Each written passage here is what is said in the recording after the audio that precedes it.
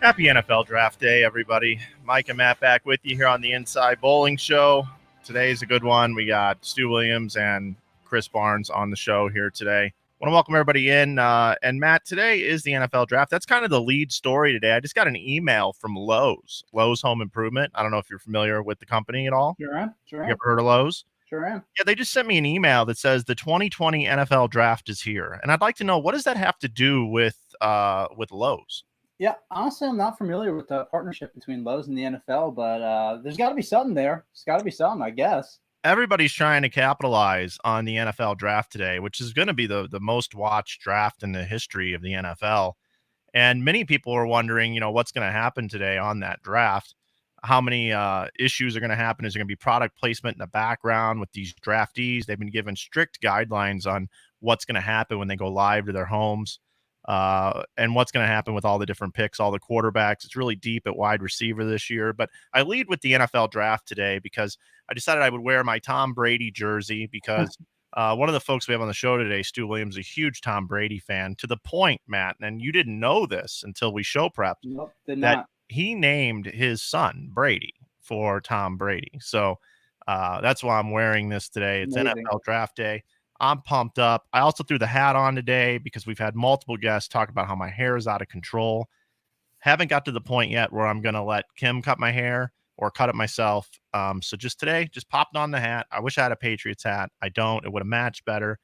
But in the meantime, TB12 right here, Tom Brady, big move to Tampa. And we're going to be talking about that with Stu today. We'll be breaking that down as well. So we do have Stu ready to go. He was punctual and on time today. As a matter of fact, even early. He was even early. And last week I was on that mock draft show, which we're going to get to with both of these guys. And I showed up 4 seconds before we were going on the air, right? So I knew Barnes, that was driving him crazy last week when I did this to him because we had our show. And now today he's not here yet. So he will be, though, I certainly hope. But if not, we'll get plenty from Stu. We'll just have to shift our show prep around a little bit.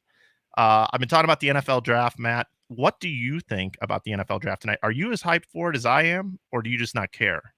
I used to be a big New York Giants fan back when we were winning Super Bowls. And that was throughout my childhood, and I loved football. And then, once I really started going to college, the Giants have really just sucked since then. So I've kind of lost my passion for football and really gotten into basketball here, but I'm always excited to watch drafts for professional sports leagues. It's cool to watch kids realize their dreams and get drafted and, change their livelihood, help their family out. So it's always cool to watch, but I don't think I'm nearly as hyped as you or Stu maybe. Yeah, Kim actually, I told her, I'm like, I think Sunday we were making dinner and I said, we got a big week ahead, she's like, oh yeah, we got a lot of stuff going on, the social media with this and that, your show, everything. I'm like, no, Thursday night. I mean, I'm barbecuing. I mean, I'm ready to go. I mean, the weather is nice here. I'm coming to you from Ogden, Utah. What is your actual town you're in, Matt? I'm from Plainview, New York. So I'm on Long Island. I'm about like 45 minute east of New York City by train ride. So relatively close to the heart of the city. How long does it take you to get to Times Square? Yeah, so it would take me. I would have to take the train into New York City from Long Island, which would take probably about 45 minutes, and then I can either walk to Times Square or I can take a subway to Times Square. All in all, from my house to Times Square, it'd probably be about an hour. Okay, so what we're going to do is we're going to work off air about doing some funny bits in Times Square where you get on and ask people stupid questions and make that part of the show. That's going to be part of All your right, that's perfect. responsibilities from now on because I know it'll just be so easy to do to Oh commute yeah, down to Times absolutely. And Square. they have everybody dressed up in costumes, so I'll go like hang out with Elmo. Elmo's always in Times Square. I can find there's like always Power Rangers and Transformers and stuff, so we can get some good clips for the show, no doubt. Couple other housekeeping things that we do need to talk about here as we are an inside bowling show and we've done a pretty crappy job of this, but we do have a merch store on our website, InsideBowling.com, and you can use the coupon code IB show to save 15% over there. We're going to be launching some new products next week. It is a way to help support the show. It's one of the reasons why we did the show was to promote what we do with our store. Obviously, with coronavirus, a lot of people are experiencing unemployment. Money is tight. So if you can't come over, at least share something for us. Spread the word to those that can't afford to do some of that. We do appreciate it. It does go a long way in the longevity of the show moving forward. The second order of business is we launched a new venture with Mike Shady last week on last Wednesday. We put together a 5 tips for the USBC Open Championships, which isn't going to start until September now. But we did put that together, and it's out on YouTube for you to view. Go give it a look. Go check it out. It helps support us as well. You know, you'll see a little 15-second pre-roll ad or whatever. We'll get a half of a penny for that, which we appreciate. And then this week we launched our second in a series of 16 videos every Wednesday. Look for those. Go over, watch the videos. They're really, not only do they help us, but they help you a lot with your bowling game. And this week it's how to fix your arm swing. So that's available out there on YouTube. And then next week we're going to do how to hook a bowling ball and a bunch of other ones. So make sure you check out those Shady videos. Yeah, I we'll actually, have to make sure we tell Barnes to tune in for the How to Hook a Bowling Ball one. yeah, This way he can use some of those tips he got from Andrew Anderson that time they were in Asia. Apply that with the video of how to hook the bowling ball, and he'll be in there. that's true. That's true. So the other thing I want to talk about was yesterday Shady called me because he calls me on Wednesdays, wanting to make sure that, you know, everything's cool with the video, how it came out, what do I think of it. You know, we break it down almost like it's the NFL draft of how this video is performing 4 hours in, right? Right. And so Shady and I have gotten to know each other pretty well. We had this long discussion about how he bought this Traeger grill for I've Thanksgiving. heard they're amazing. Joe Rogan has one, and he always posts it, and everything he cooks looks amazing. I have one as well, and we were sharing recipes yesterday afternoon. That's what we were doing, just to let people know a little bit behind the scenes on what we're doing. But while we were talking, he watches our show every day, and he's been enjoying the Dan Patrick references and just how much I'm getting enjoyment out of that, right? And he goes, "You should have Dan on your show," and I'm like, "Mike, look, dude, I know you're a fan of mine." But dude, there's no way that I'm gonna get Dan Patrick on the show. And he talked me up. Like he was a coach yesterday for me, basically convinced me that Dan Patrick is gonna be on our show. All I gotta do is just put some effort into it, and it's just gonna happen. So I don't know how that's gonna happen. We could probably play like the 7 degrees of Kevin Bacon, where we go, you know, Figure out how we're connected to him. Dave Ryan, who already mentioned that he would contact other Daves to have on the show, right? But he knows Mike Tirico really well, Syracuse guys, right? And I know Tirico can get in touch with Dan Patrick. So if we could ever get Dan Patrick on this goofy show of ours, that would be like, I don't even know how we could do it. Or We should put some sort of a reward out there for anybody that's viewing that might know him. We should be like, hey, we'll give you 10 free t-shirts on InsideBowling.com. We'll give you a case of bowling balls. We should set something up, a reward for people to encourage him to get on the show. Yeah, and Scott asked a question. He goes, what's the hat? It is a Blues hat. I'm a St. Louis Blues fan. It's actually the one team that I live and die by. Most of the other sports leagues, I just am a fan of the leagues, and I'm a fan of individual athletes and coaches and stories. So Emily's excited for Beef and Barnesy. So I think maybe we should just go ahead at this point and get the update on what's going on here. Let's bring in the better looking of the two. Let's bring in Beef Stu now into the program. Stu, thanks for joining us, being on time and being part of the show. I think the first thing we should do before we get to the Barnes subject is, can you explain the board behind you and what that represents? Well, my wife is a big Woody Page fan. And he always has the chalkboard behind him when he's doing any of his shows or whatever. So my wife decided that that was going to be a part of our show. So she stole the chalkboard from our son's room, and now it resides on top of a plastic moving case. So I would have guessed a 4-ball case box, by the way, and I would have lost. No, it's actually a long plastic trunk, I guess is the best way of describing it, that has the additional electronic items in it for the house. So we pulled that out, and we tried a box, and that wasn't wide enough, and we tried something else, and that wasn't. So this was the only thing we could find that would get it into view properly. And yeah, so there we go. For anybody who Mike a long time ago worked with Storm. Yes. The main reason why he lives in Ogden, Utah. Yes, that's true. And me and my wife used to tease him because Mike's answer to everything at all times was always Pete Weber. So I think that anybody out there, what I really wanted to say was find someone who looks at you like Mike looks at Pete Weber, but there wasn't enough space on the chalkboard. But yeah, that's the way we're going with it. Yeah, and I love Pete so much that this is episode 9 of the program, and he has not been on yet. Just for the record, how the times have changed, right? Yeah, but that just because you're saying that doesn't mean that it's reciprocated from Pete. That's true. That's true. Yep. We will have Pete on, by the way. It will happen. So are we going to get Barnes on with us to what is the story? He's your tag team partner. Well, he says he's waiting. Is he not in the green room? No, he's not in the green room. Okay, well, I guess he's in the wrong spot then. Yeah, I mean, I sent the link way in advance. Way in advance. I texted him now. He says you aren't there. Yeah, no, he's not. Because the point is we use this software every day. I know, that's what's great. And the difference is we've never been a guest. So we were literally texting with each other about the fact that I've said, "Are you here?" And he said, "Yes." And I said, "Oh, that's weird. I didn't realize that we weren't in the green room. Like, we didn't know whether guests can see each other both waiting." So there we were, and we go, "Oh, it's weird." And we both write, "Haha, isn't it weird being on the other side of it?"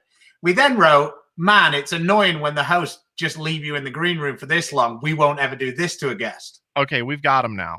Okay. He's there. He's there. Do you see him, Matt? Boom, he's here. There we go. Hey, Chris. I've been here for 10 minutes. I've been listening to you guys. You didn't show up on our screen until right now. Yeah, I don't know. I listened to Farber make fun of me not being able to hook it while I'm sitting backstage in the green room, you know. And, so maybe you should, Farber, because, you know, you're critiquing Chris here. Maybe you should go on YouTube, find the video where the two girls talk about the double jump. Shafani, it's your turn. Bowl.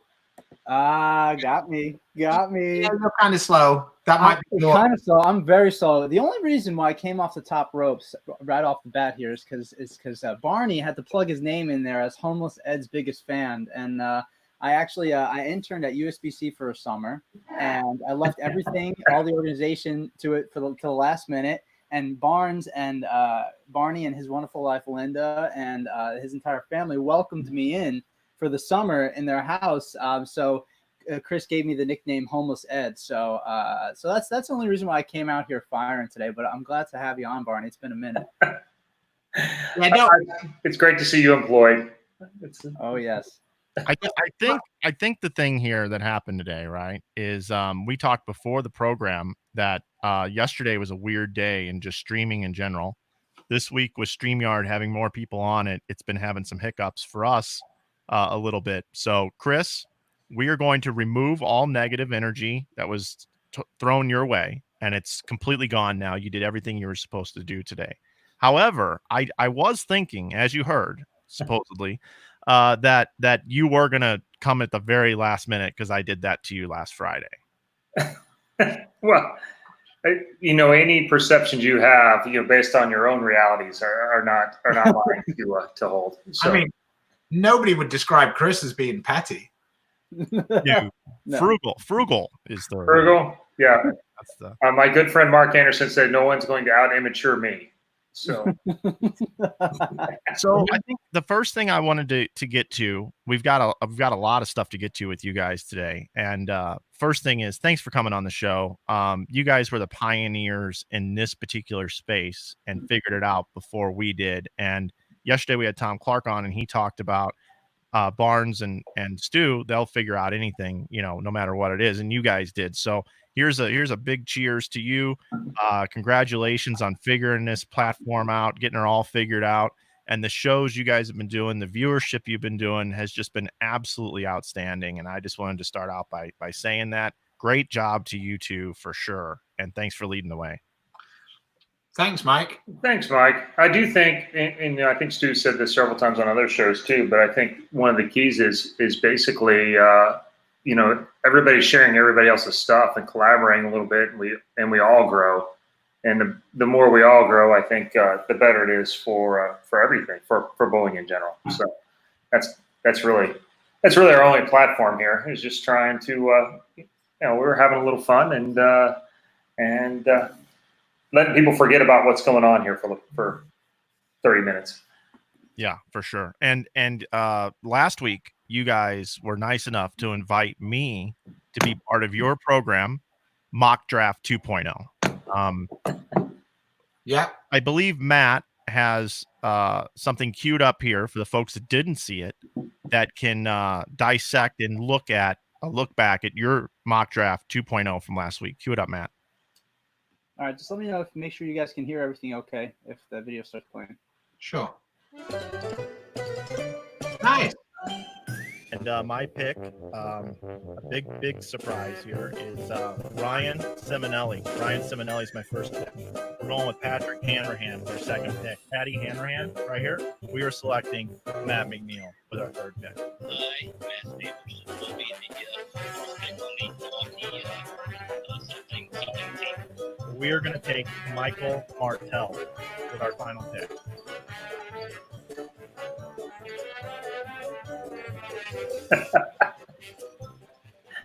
So let's get your guys' take. I know you guys. I watched it, and I know after about 3 picks, you guys were just like, all right, this guy's just clowning around right now. But I want to hear your guys' take on it. We also had Tom Clark on yesterday to talk about a strategy, which we'll pull up here in just a minute. But I want to get your guys' take on Mike's strategy. And do you think that this all lefty feast or famine type team could ever win a championship in the PBA League? So let's just break it down. Okay, right? Break it down first, Stu. Break it down. So the idea of a mock draft is not to mock the host.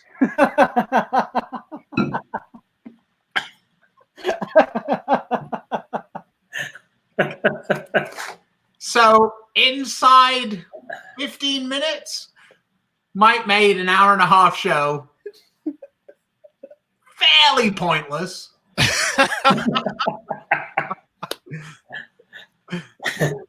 Oh my God, that was amazing. And according to some of the messages I had from a few of those left-handers, he didn't even, their opinion was he didn't even pick the 5 best ones. So, yeah.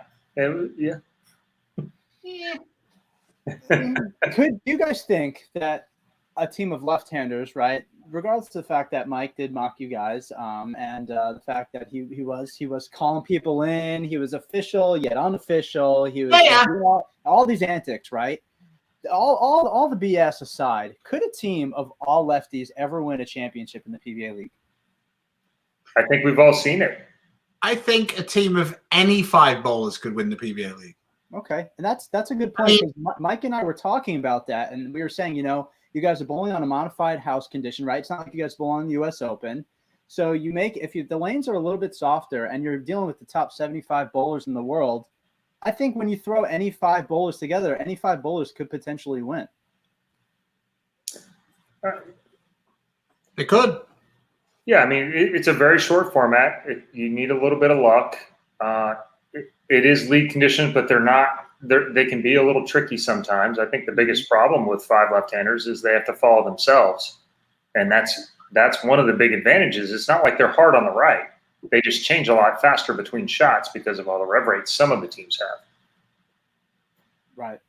Absolutely. And do you think that there would ever be, right, if you have 5 lefties, do you think there would ever be an instance where people on a team would intentionally like chalk up some balls and throw it up the left side and just try to trash the left side of the lane? Why? The lefties bowling together and trash up the left side of the lane. It's a good point. It's just, I mean, they're not used to bowling with that many lefties all in one go. Yeah. Why do you think it's so good when you make it the round robin and there's like 12 lefties in the round robin? Right-handers make a bunch of those shows. Yeah, that's not the weeks when the shows get dominated. It's when there's only 4 and then all 4 make it. Yeah. Yeah. Interesting. So I'd almost leave them to it. The only advantage they would get is the fact that in the PBA League format, you bowl one game on the one lane and then you go across and bowl one game on the other lane. So it would be fresh for both teams, theoretically. Mm-hmm. Yeah. So, Mike, are you going to stand up for yourself here? You're going to – No, what I'd like to do is we had the commissioner of the Professional Sports League called the Professional Bowlers Association on yesterday, and we asked for his opinion on my draft strategy, and I believe you have that now. Yeah, we'll add that up here. Catch my draft strategy. Yes, I saw most of it. I got your strategy after the second pick. So, I don't think it's a bad strategy personally. I really don't. I was with you. I mean, you're drafting the whole team, right? And you're at a huge disadvantage by not having 3 Hall of Famers like some of the other teams have to start with. I could have got one surefire Hall of Famer and Rash right out of the gate, but everybody else in the draft pool, like, I just wanted to separate myself, and it was going to be feast or famine. And I was seeking attention with my team. Wouldn't that be the lead story? All lefty. I mean, I always get excited when that all lefty team with Scroggins bowls the USDC Open. Like, what's going to happen? Okay, you can cut it there. So he said his quote was, "He's with me." He was with me on the strategy. So that's the commissioner of the league. That's my response. I believe there's a line in Happy Gilmore when they talk about there's a guy with an arm growing out of his ass. I mean, I always get excited. Where's the clip still coming? Okay. So anyway, so that's that. We wanted to talk about the draft. I think that was awesome that you guys did a couple of mock drafts. I appreciate you bringing me on, and I thought Goodyear was priceless as well with his background. That was awesome. He brought a lot of value. You two were very entertaining. It has been brought up, some guys drive, and they get their midlife crisis. They get fancy cars. Sometimes the small guys will get really, really big trucks. Is that the thing behind the microphone there? Oh, absolutely. Just passing along. I'm asking for a friend. It was brought up that maybe there was compensation going on there. This is the largest microphone in StreamYard history. It is, and it's black. So I just want to just mention that as well. I take that for what it's worth. Now, Tom wants the mic though. Tom said he'd host our show if I boxed up the mic and sent it to him. The reason why I also thought you did a good job drafting. I know that's true. The reason why I got the mic is because we weren't first to the space. You guys were. I had to do something to separate myself, which is the sound. That's the only thing I could do. So you guys cost me $400, and I'm going to send you a bill. Okay. Well, we'll make up for it. We both shared your our show today. The show we're on today. So we made up for it a little bit. You did. And before we get too far along, you guys do the Beef and Barnesy show in case people don't know for some reason. And where can people find the show? Starting from tomorrow, when we have PBA CEO Collie Edison on, we'll be on the Beef and Barnesy Facebook page, but we'll be sharing it on both of our pages. And then we also have a YouTube page. Unfortunately, I can't call it Beef and Barnesy yet because I haven't had it 30 days. but that's where it will be. We've got all of our content minus the Don Barrett interview last night is up there. So you can check that out. We're on Monday, Wednesday, and Friday, 3 p.m. Eastern time. Awesome. And you guys do an occasional pop-in show on the weekends too, or at least have in the past? Yeah. Sean Rash will be on Sunday at 5 o'clock. That moves around. Like the draft's on Saturday, so we're not going to go up against the NFL draft. We're just going to have a late Sunday evening edition. I led with the NFL draft today. Do you guys have any thoughts on the draft in general? You guys going to be tuning into that? I actually did a mock draft live on Facebook. It went out to at least 4 people. The guy who hosted it had his settings set to private, so only so when I shared it, it was just a blank screen.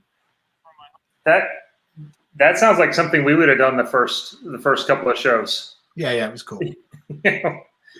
When we went live before we realized that Facebook didn't allow us to do 2 people at the same time anymore, and we held it before like that.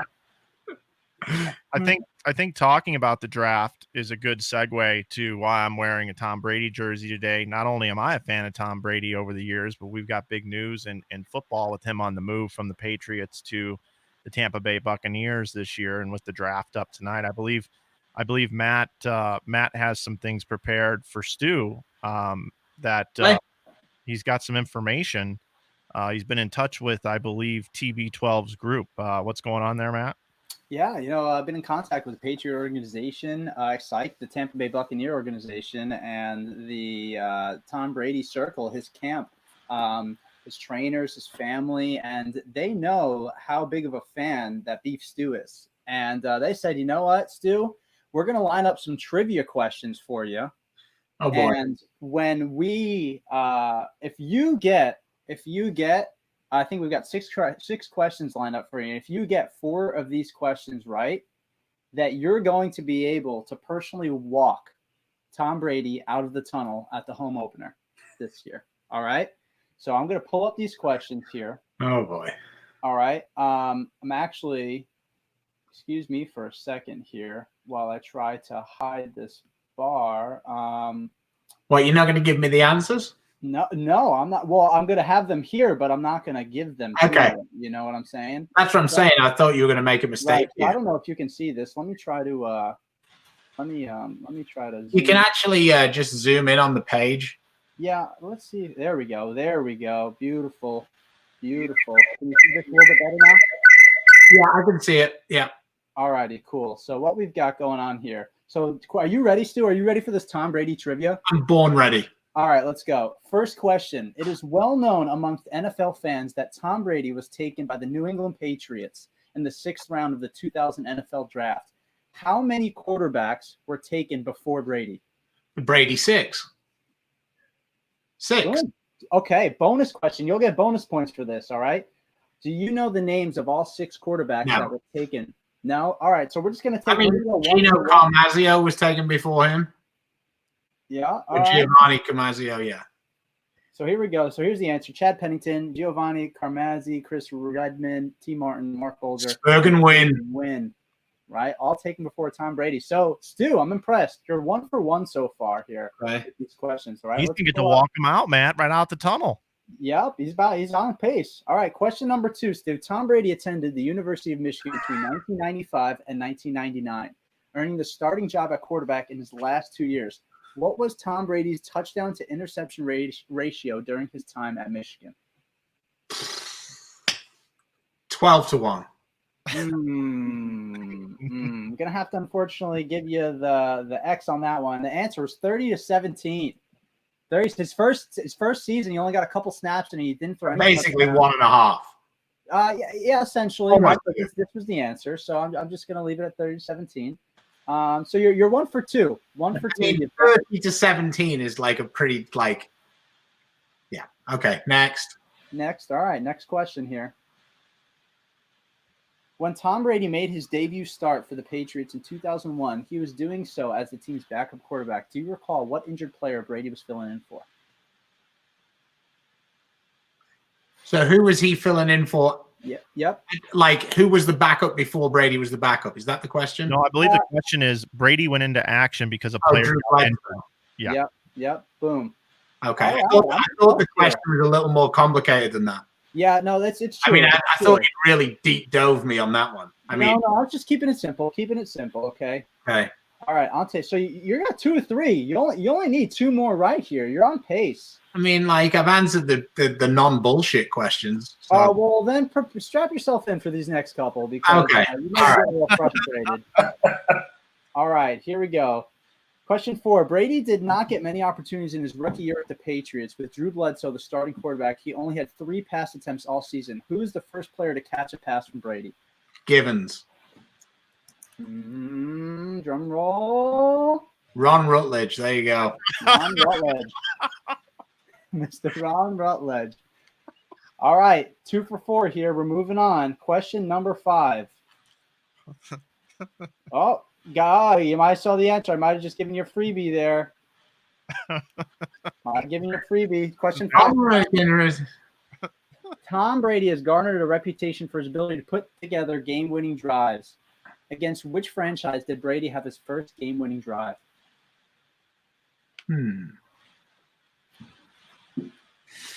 I'll let you. How about this? We'll play a little. We'll throw a little lifeboat at you here. I'll let you phone a friend if you want to phone either Mike Flanagan and Chris Barnes here. I'll let you guys collaborate on this question because you need this question.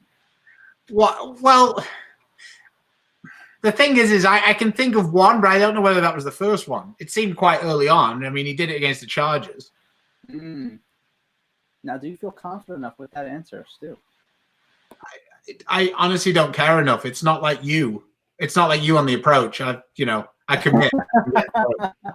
So I'll go with the Chargers. And he's right. Wow. He is right. Great job, Stu. Great.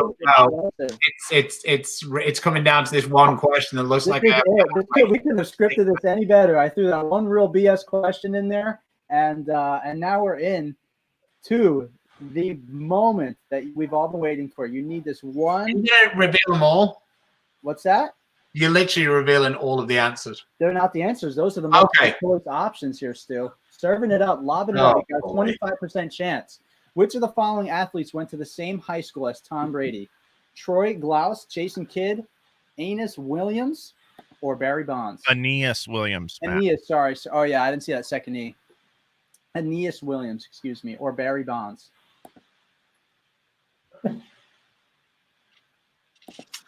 I think I heard this, and I think it was Barry Bonds, but I don't know. Okay. I'm going to guess Barry Bonds. Barry Bonds, final answer. And he's right.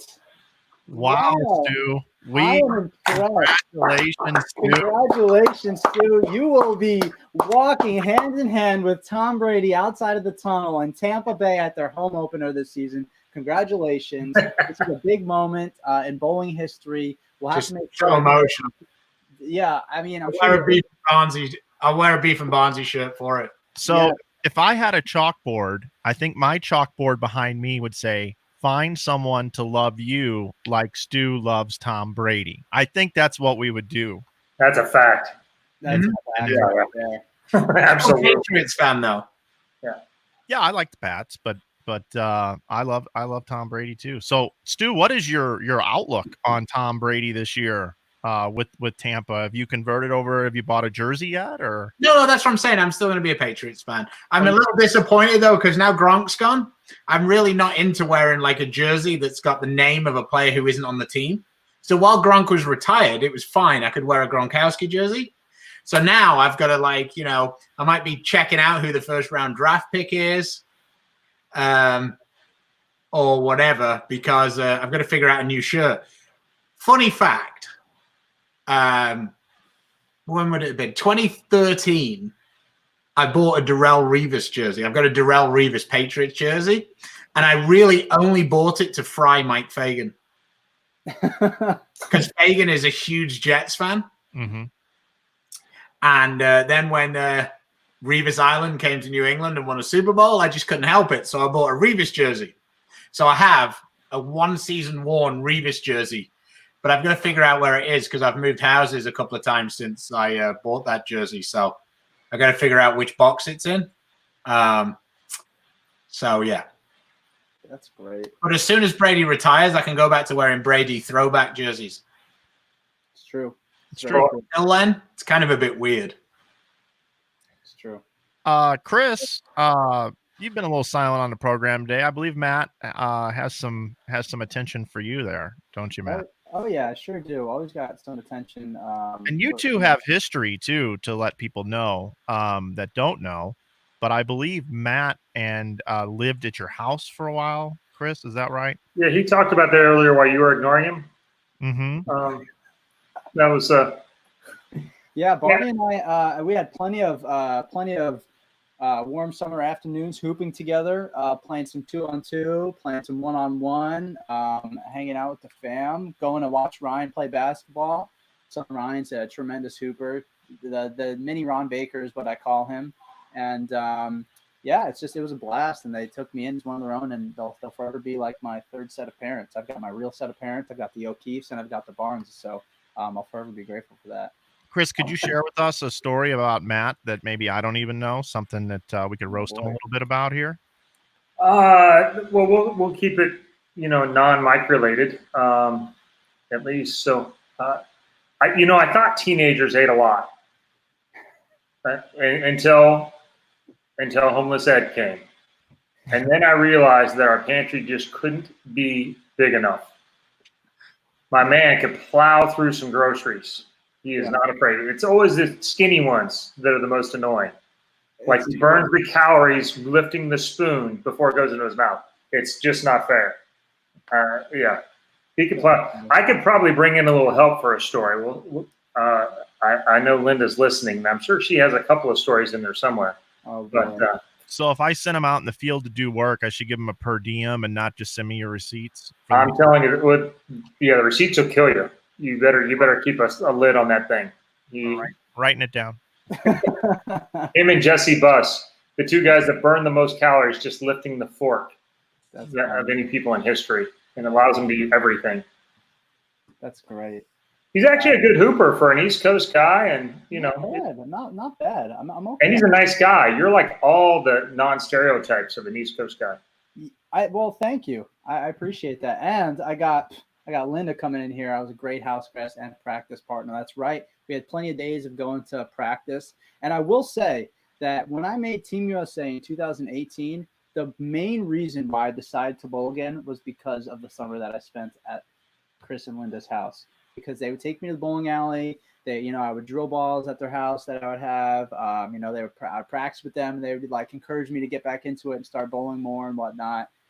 So that summer was like a life-changing summer for me. And I'll always, and that's right. I had this thing. Linda would get frustrated in practice when she would 10-pin. And I had this thing that I always told her. I was like, good bowlers leave 10-pins on the house china. And then, she went on to embrace that and have a good, I think, you guys went on to bowl the Lucy together that summer. You guys finished third, I think, or second. And it was a great time. It was a great summer. Hey, and what led to this moment for you? And that's true. Everything is led to this moment. Stu, can I come live with you this summer with you and Tina, please? I mean, you had a chance until that draft. We got the space. It's just not the desire. Okay. Wow. Now, so we were talking, we're talking about here. We were talking about stories about me, but let's get into a little story about Barnes. And people talk about sometimes, the great two-sport athlete of Walter Ray got a lot of recognition for his horseshoes. We talk about Bo Jackson, who is an all-star in two sports. I think we need to give a little bit more recognition. There's been a lot of recognition here, but I think it deserves more. And so let's just pull up this clip here and give Barnes the two-sport recognition that he deserves. And let me know that you guys can see this and hear this okay. But this is Chris Barnes circa, Chris, correct me if I'm wrong, 1989, right? This is the 1989 Putt Skins. This is, I always wanted to have Billy Packer call my game, and this turns out to by far be my best opportunity. That's great. All right, so I don't know if that sounded all that. So I'm gonna turn it up, A little tiny bit here. Make sure we can hear this. Linda is laughing so loud in the background I can hear her. Just Oh, from the that's great. picture. That's great. So let's get this going here. From my hometown, and they've always wanted to make TV, and so I'm not only playing for myself, but I feel like I'm playing for some of them too. What an altruistic guy I am. That follow through, dude. Get in the hole. Get in the hole. Get in your home. Get in your hole. Sure. Matt, I can slightly add to this story here. Okay. Let's pause it here halfway through, Stu. We played the Cold Water event this summer, Yes. and they have a doubles putt event. Oh boy. Yeah. Goofy golf, but yeah. Either way, my man went out with his scorecard in the afternoon, making notes. Loved it. Love it. We want to go from the left side of the tee box on this one, right side over here. Love it. If you hit that, you're all good. Love it. And I never realized there was so much into it until Barnes had like a sheet of paper with like topography, like Scorecard. Boom. That's great. And I think Right. also before we play the rest of this video, we had a little pre-show challenge here. I got a phone call from Mike, and he's like, "Yeah, we're going to talk about this putt stuff." And Mike said he would love to put a challenge out to Chris Barnes on the putt. Mike spent quite a bit of time at a mini golf course, and he wants to see what it's like to play against one of what was one of the best in the world at one point. I can tell you it was a long time ago. Where would you like this challenge to happen, Michael? I don't know. We just have to figure it out. The problem is normally you're competing in an event and I'm there working my tail off. And we just don't normally have that aligned, but sometime it will work out and we will do it. Cold Water. Barnes has already got the notes. Oh no. If we're gonna do it like Lubbock, I think actually has like a legit putt course, or they used to. I don't know if it's still there. The putt brand was amazing back in the day, the orange sidewalls and everything. But yeah, I managed a miniature golf course for 2 years, and I love putt. And Matt even has said before that I'm really good at things that don't matter, and that definitely is one of them. So I would love for you and I to have a game and we record it. No, we gotta live stream it. We're not gonna record it. We're gonna live stream it.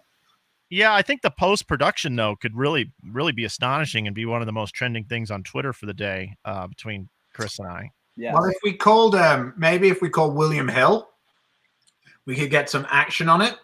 Being as it's not like they've got a great deal of stuff to book right now. That's true. And if you agree to social distance, like maybe Chris started the 9th and you started the 1st, Chris starts the 10th. Yeah, I love that idea.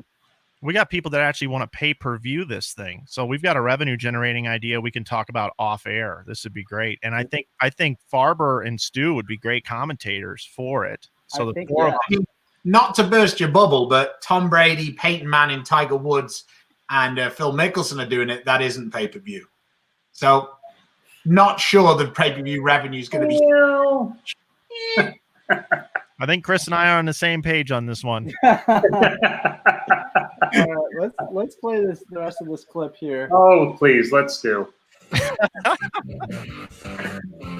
This is in Augusta, Georgia, by the way. Yeah, this is in Augusta. Mark Calcavecchia came out that week because the Masters was actually the next week. Gonna go at all. Got a chance. He's got it. I can't beat that. I was relatively certain I was the best athlete on the course right this Look time. at that. Let's pull that back. Look at that wad of cash. $1,000. And Bam. look at him just salivating over it right now. How much did that pay? It was $7,000. I won 3 holes that were with some carryovers, and so it was 7 holes worth of cash, which as a freshman in college, that easily quadrupled my net worth. Maybe my total earnings of my life at that point. I'm not sure. That's great. That's awesome, man. Well, how did you get into becoming competitive with putt-putt?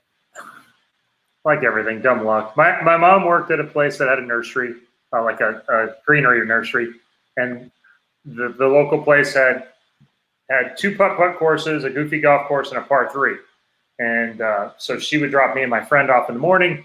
We'd go play like 27 holes of par 3 and then run around this putt-putt course. And I was still there when they had a little local tournament every Wednesday at, I don't know, 6 o'clock or something. I was still there waiting for Mullen to pick me up. And I'm not really playing the right shots when these tournament guys came in, but I was making enough of them. They told me about it, and then I was using my yellow ball or whatever. And they go, well, you have to have an official ball. And I went and played this tournament, didn't know what I was doing. And eventually the Midwest Putters Association came and played a tournament in that course. By then I played a few local tournaments. I won the match play, which got me a spot in the grand finals.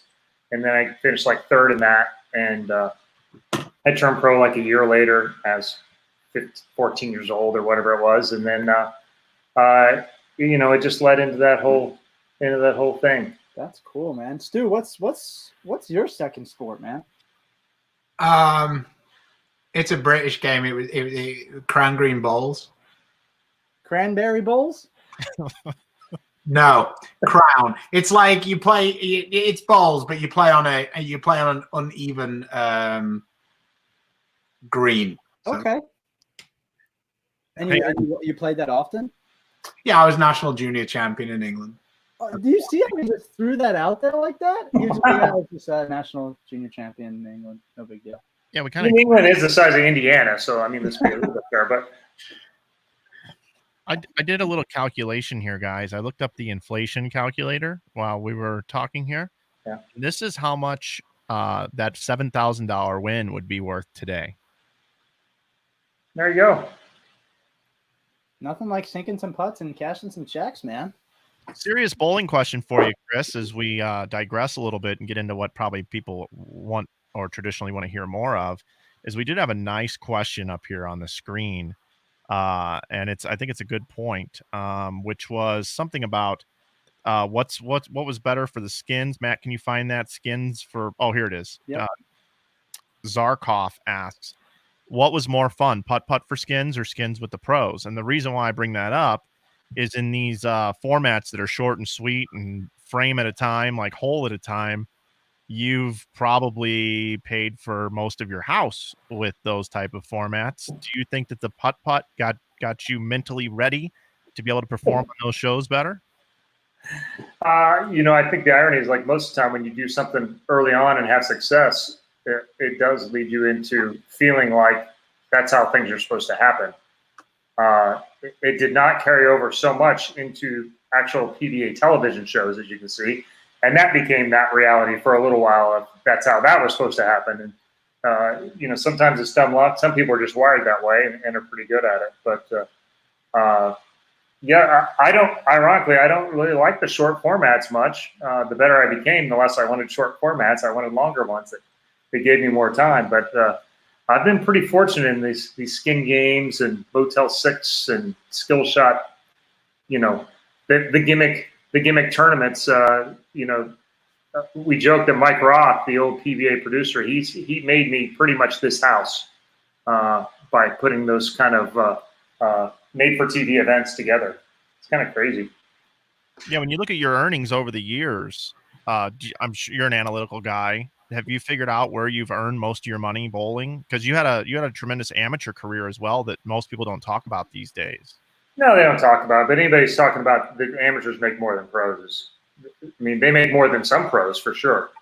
But I had a bunch of years where I made more than $100,000, and I didn't have very many years where I made that bowling amateur that didn't include spending. I mean, the bracket money, yeah, you make a lot of bracket money, but you have to spend a massive load of entry fee basically to make that bracket money, and so that's not realistically. Maybe Timmy did when he was winning all around the world, and you know, 3 and 4 and 5,000 at a time, and then the guys with 100,000 game, you know, 300 games there for a while, they can make some big cash, but those are pretty far in between. I made the lion's share of money for sure on the PBA tour. Stu, back to you for a moment. In bowling, I want to ask you, what is your greatest bowling accomplishment, or what you're most proud of that you've done? The thing that comes to mind for me was when you had, I believe it was one hell of a World Series of bowling couple of years ago where I believe you were really the man to beat on a day-to-day basis. Would that be it or something else? Well, obviously having a show with my bowling hero would be up there. I mean, that's, you know, that's going to be a lifelong achievement. I mean, can you imagine how you'd feel, Flanagan, if you could replace Farber with Weber? Yeah. Tell me about it. And that's what you live every day doing Exactly. a show? Yeah, every other day. Yeah. Wow. I think that that was probably the best I ever bowled for a week, and it was unfortunate that the lane guy decided, or Reno and the lane guy and the tournament gods decided that the left-handers were going to run us over that time, because the left-handers weren't very close, and then we started playing the World Championship pattern, and it didn't seem to matter what the right-handers tried. Every time we drilled a new ball, it worked for a couple of frames less. Yeah, that was Gary Faulkner went past me like I was stood still, and I was bowling the best I'd ever bowled in my life, and he beat me by like 500 on that one pattern. So there was Gary and Scott Norton and Rhino and Simonelli, I think. All of them bowled fantastic in that round robin. But they had a special practice session the night before. All sharpened up their tools right before the round robin. The only thing I will say about that, which was funny at the time, but probably wasn't that fair, was that I remember looking at the standings one game, and it was probably about halfway through the last block, I think it was. And somebody had updated the standings, and it said, EJ Tackett, R. Gary Faulkner, L. Ryan Simonelli, L. And they'd literally put every single player they'd put, whether they're left-handed or right-handed, on the standings. And I remember the lefties went crazy about it. Okay. And then, like, a game later, that was gone. Keep in mind what we're talking about here and what we led off with our first topic of the day, but we're not going to go there anymore. The next thing I want to get into with the two of you is you two do have something very much in common besides the bowling, besides the smartness between the ears, and besides the wonderful looks that the two of you have. The one thing that you guys have been able to do, which is incredible, probably the greatest feat you've ever pulled off, is the fact that you guys have outkicked your coverage in the female department. So we're going to get started with you, Stu. I'd like to bring up a picture here. This is Stu with his beautiful bride, Tina.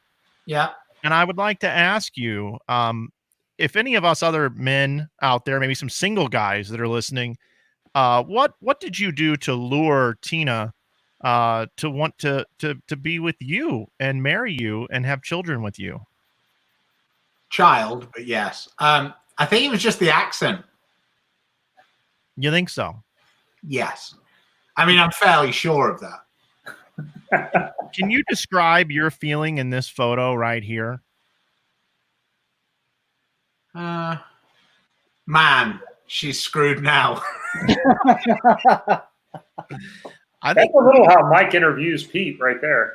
That was actually the second. That was the second wedding as well. Yep, and I believe we have the first one in here as well. Don't we have another photo, Matt? No, you only gave me these two, Stu. That's fine. The first picture was, I think the first picture was the first wedding, if I recall correctly. No, that was the second one too. One, two. That was the one. I recognize right? it. That was the one in England, yeah. Yeah. Well, congratulations, man. And could you talk up your wife a little bit about her bowling skills? Because I don't think she gets enough credit either. She was quite an accomplished bowler as well. Yeah, Tina's a two-time Team USA. She was a All-American, I believe, in college. I don't really follow college bowling, so, you know, Farber could probably tell me better. He's like an encyclopedia of pointless college bowling knowledge. We won the national mixed doubles together in Reno. Flanagan wouldn't give me an incentive for that. I tried to double dip that. She's also now on the board of directors for the USBC, freshly minted. Yeah, this week. Yes. So, fantastic bowler. She is, and even a better person to be able to put up with you.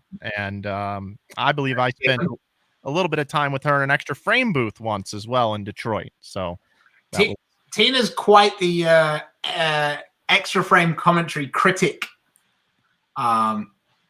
You could almost have a show dedicated to Tina describing some of the people who've been extra frame commentators. That could be entertaining.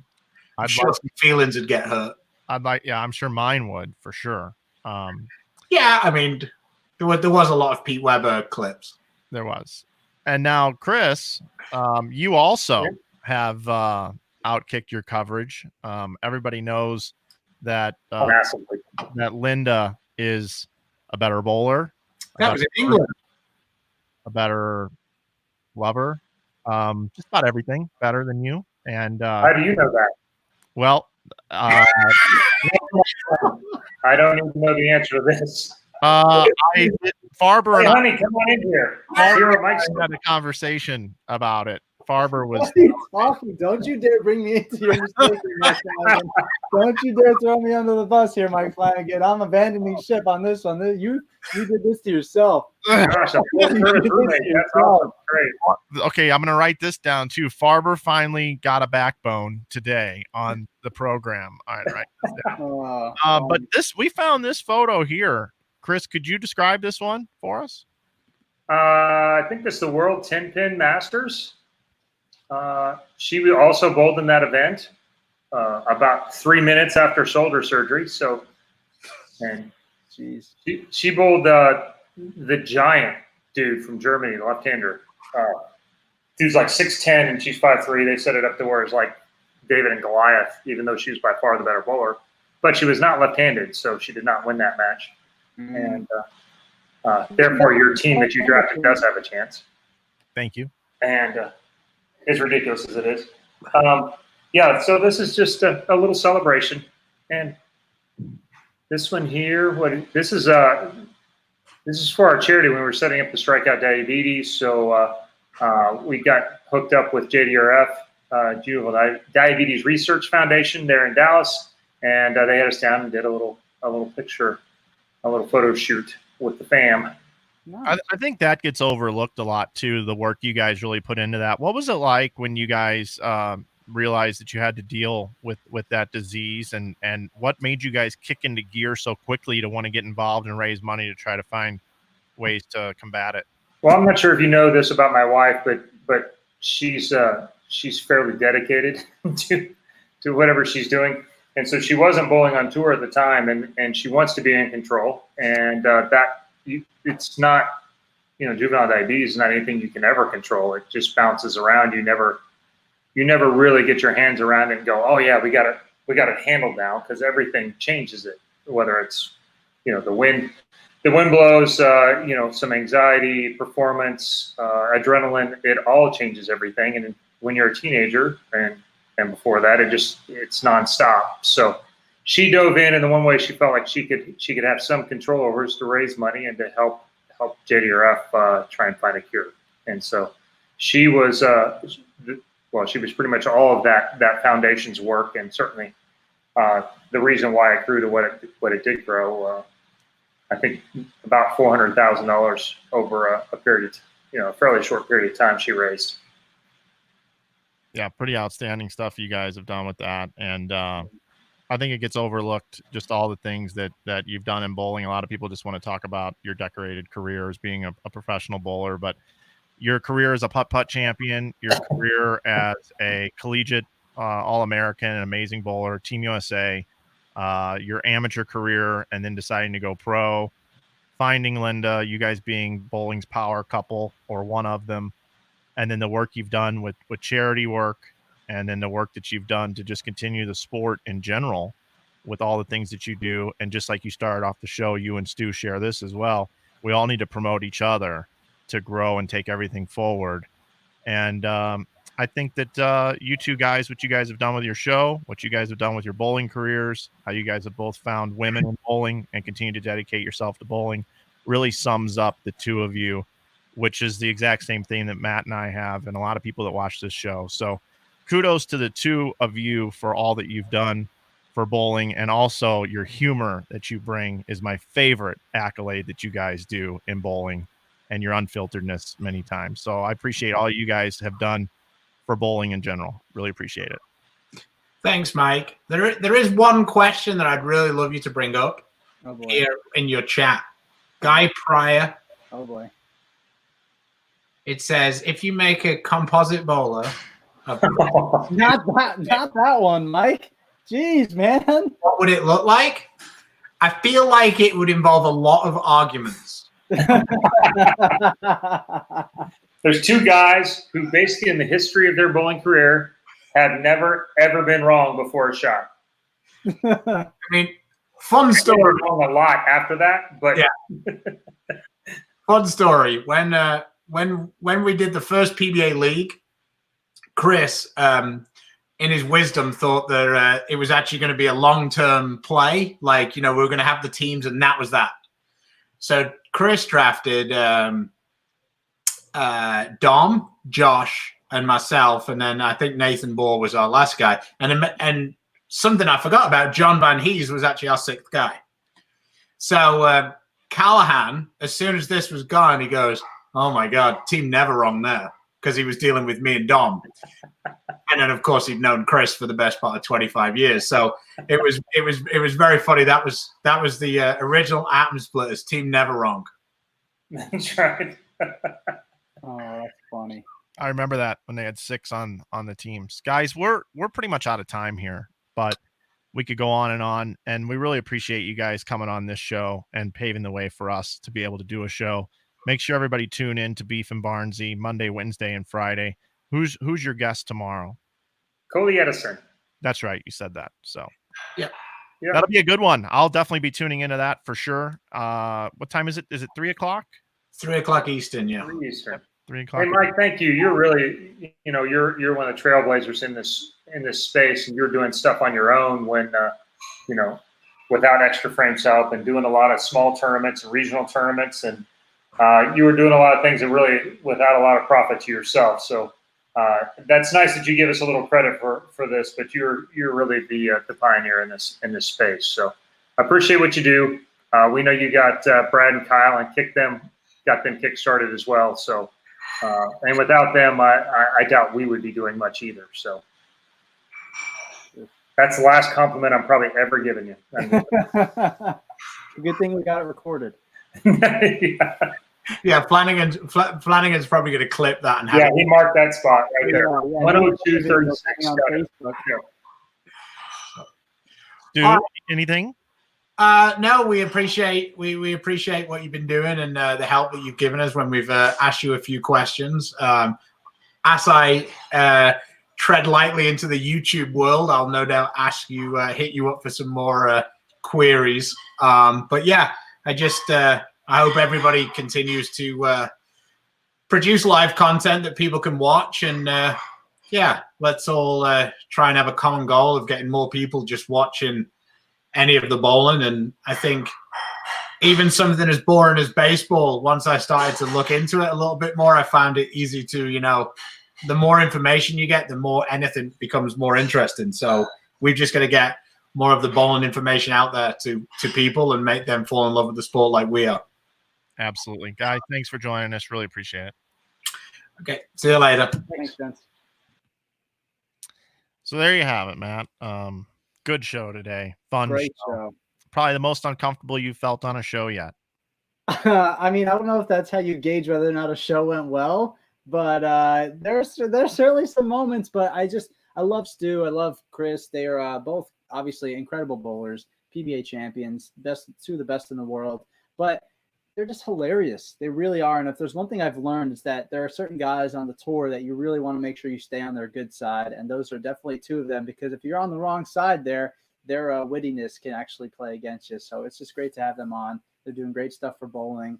And yeah, it just shows, like nobody has an excuse during, even during this tough time of, quarantine where we really can't do much. There's always a way that we can all work together to grow the sport. And I think it's amazing what they're doing. Definitely, dude. And you've been doing a great job on the show too. The episode 9 here in the books. Got a programming update for the next couple of episodes for our program. To those of you that made it this far along, Tomorrow our show will be an hour later. We will be on just about an hour later. We'll have Carolyn Doran Ballard on tomorrow. Really looking forward to that program. It'll be our first female guest. Today we had our first 2 guests join us, and I think it went pretty well. I think it went good. What do you think, Matt? Pretty good? Yeah, I think it helped that they're seasoned vets when it comes to this live streaming show thing. And then we screwed the pooch at the beginning with Barnes. I don't know why he didn't show up. We got to figure that out. We've never tested with 2 guests, so I don't know if he went down below and he popped in and out or whatever. He did disconnect a couple times, but we got to figure that out. We got to get better as we're in week. Yep, absolutely. And then next week, we've had some programming changes already happen that you and I've talked about behind the scenes. But on Monday's program, we're gonna have DJ Archer and Tommy Jones on the show together, and they're like best friends. So, oh boy, that should be like the second installment here of the dynamic duos. You never know what's gonna happen when you have DJ and Tommy together. And then we're gonna have Adam Barta next week as well. We're gonna have EJ Tackett and I believe Brett Spengler at the same time. We'll be on together. We've got Jim Callahan's gonna join us, who's a mutual friend with Barney, and then Brian and Shannon O'Keefe are gonna join us at the same time as well, which will be Roast Matt Day. I know this. I'm dreading. I love them to death. I know they're going to put me on the spot and roast me because that's what they love to do. So, and tomorrow the USBC has a show. That's why we're moving back an hour. And I may or may not be involved in that program tomorrow. You'll have to stay tuned. Make sure you watch USBC. It'll be on Bull TV and on Facebook, I believe. Tomorrow is that program. Some updates from Chad Murphy, and looking forward to that as well. So that's the show today. Again, Matt, we can't squeeze it inside the hour anymore. No, we can't. But it's okay, man. You know, maybe that'll be our thing. We always say it goes an hour, and yet it goes an hour, 8 minutes, an hour, 9 minutes. But it's okay. Having a blast doing it. So thanks everybody for tuning in. Episode 8 in the books, man. Sure is. Thanks for watching, everybody. Enjoy the NFL draft tonight. I know I am. And we'll see you tomorrow. See you tomorrow.